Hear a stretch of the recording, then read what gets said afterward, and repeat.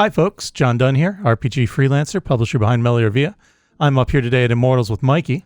What is up, John? It is nice to be here, and I know those don't probably know that we've been out for a little while, a couple weeks. A little bit. I was getting some mechanically engineered enhancements put in. Yeah, I am now. This is the first episode with mechanically engineered John. So, but yeah, good to have you back, man. I'm glad everything went well. Yeah, still recovering a little bit, but we're making progress. I got a knee replacement, so knee replacement.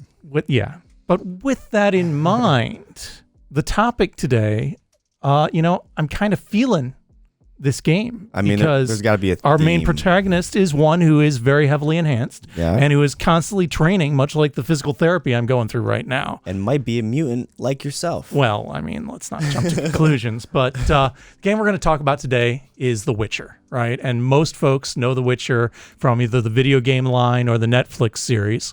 But this is the role-playing game, same setting, licensed from CD Projekt Red. The group that's handling it is Talsorian, the company that did Cyberpunk Red in conjunction with CD Projekt Red. So these two companies clearly have some stuff going on. And that game's successful as of right now. It's actually done, so it looks like it's successful. And Seems like it. It looks fun. And again, also has a Netflix series. Yes. Yeah, see? All these tie-ins are happening. Yeah, ironic. This game the leads on it were Cody and Lisa Pondsmith. They are the wife and son, I believe, of Mike Pondsmith, who is the founder of Talsorian. So there's a whole lot of family action going on with this. They both have many credits on other works, including quite a few Cyberpunk products. This was a 2018 release, so it's been out for a little bit, but we picked it up at Immortals fairly recently.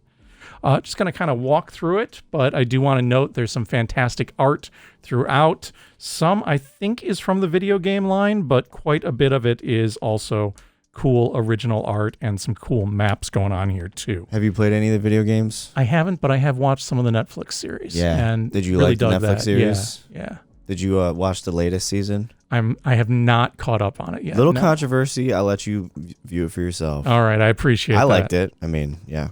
I'm pretty sure I'm going to like it too. Sad to see Henry Cavill go, though. Yeah, it is. But, we'll see what happens next. He did his part, nevertheless. He did. And he's got some other cool projects that maybe we'll talk about in another podcast. So the first bit of it, about 18 pages, is an introduction. It covers both the setting and the key characters. So some of that you may already be familiar with if you've played the games or watched the TV series. After that, it dives right into character creation. Character creation takes up about 50 pages. It presents 4 races. We've got Witchers, Elves, Dwarves, and Humans. And then you have your character's life path. You can either choose that or you can go randomly. And that's going to create your family, your background, your life, the allies you've developed, and, kind of your personal style. Then from there, we get into profession. This is kind of your D&D class type notion, where you can be a bard, a craftsman, a criminal, a doctor, a mage, a man-at-arms, a merchant, a priest, or a witcher. I'm pretty sure in order to be a witcher, your race also has to be a witcher. So yeah, there's some limitations and connections there. From there, we get into your statistics. Statistics range from 1 to 10, and they're going to be a big part of any action that you take. Those are intelligence, reflexes, dexterity, body, speed, empath, craft, will, and luck. After you have your attributes, your statistics, then you get into your skills. Skills are going to be linked to those statistics. Again, they're ranked from 1 to 10, and they're tied into your professions. Most of the time when your character tries to do something, the game master's going to set a difficulty number. You're going to roll a d10, add in a skill, the linked attribute, and that roll in order to try and beat that difficulty. Professions do have development paths. These are kind of like subclasses if you're talking about 5th edition D&D. All right, so a bunch of different ways of getting at these kinds of things, giving you a lot more options for that character creation. After character creation, the next 25 pages or so are on gear. It presents weapons, armor, alchemicals, just general adventuring gear, and then some transportation options. From there, we get into a section on magic. Again, about 25 pages. And there's several kinds of magic that are presented here. So mage magic is very different from priestly magic, which is very different from witcher magic. Then you have rituals and hexes. So just some different options, different approaches for essentially your character's special abilities. And of course, these can also special abilities that might come into play for your NPCs. In this same magic chapter, it presents places of power. So those are, areas where different types of magic are inherently more present, and there can be ramifications from that. Is Yaskier in here as an NPC? Yeah, absolutely. Yeah.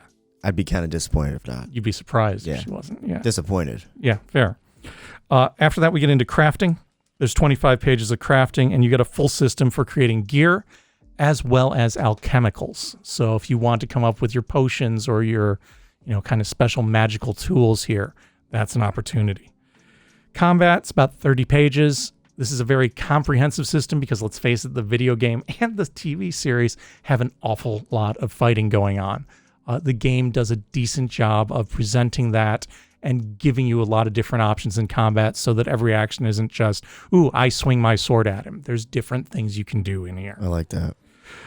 From there, we get into the world. This is your basic setting information. It's about 30 pages. It covers, the first part covers the North, the Elderlands, and Nilfgaard. And then we get into the factions that are present in the world. And the big three that are presented are the Witchers, the Mages, and the religious groups. Like cults? Are we talking about cults here? Kinda, yeah. Did you put it lightly? Okay.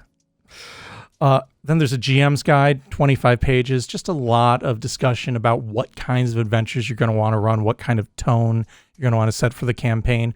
Real good, practical, functional advice for interweaving the rules and the types of characters so that you're reflecting that setting that has been presented throughout the various media. Then there's 15 pages on Witchers, because you're probably going to have at least one of them in the party.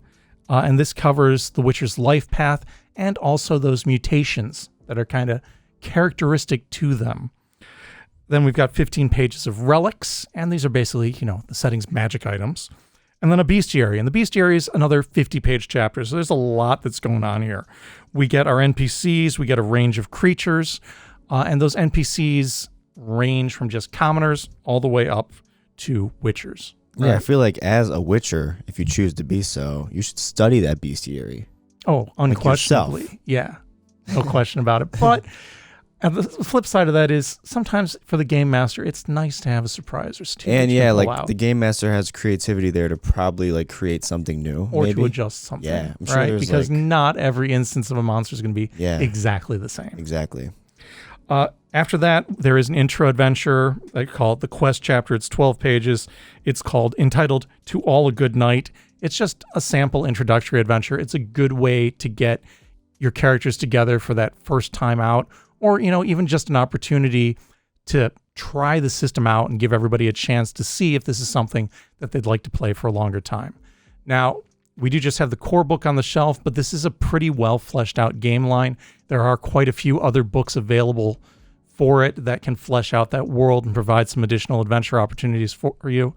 We would, of course, be happy to get any of those in. You just have to stop in and let us know or drop a line. Absolutely. This is a 330-page book. It is full color. It is hardcover, published by Arthouse Saurian Games, and it is $50. And like I said, there's a lot of really cool artwork in here.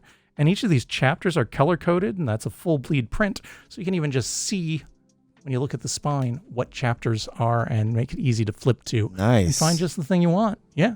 It's a solid, well-put-together book, folks. If you want to take a look at it, it's up here on the shelf at Immortals Inc., or hit us up at immortalsinc.com. Well said, John. And let me know in the comments if I should start with Witcher 3 or start from 1, because I've heard, I'm talking about video game, by the way, because I've heard a lot of controversy between that. But let me know.